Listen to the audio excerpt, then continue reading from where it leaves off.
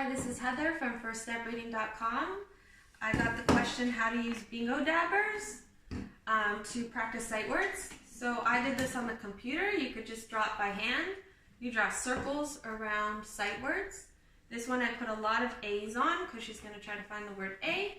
And this side I put A's and, so she can practice finding the word A and. Because with sight words, the more you practice them, the faster you'll memorize them, and sight words should be memorized because it helps improve how fast you read.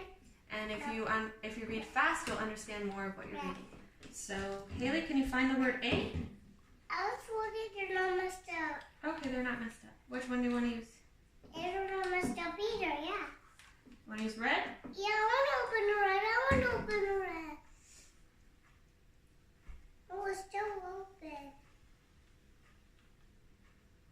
Can you find the word A? Sure. Only A. Good. Keep dabbing. Dab, dab, dab. Dab, dab, dab. Good. Can you find another one?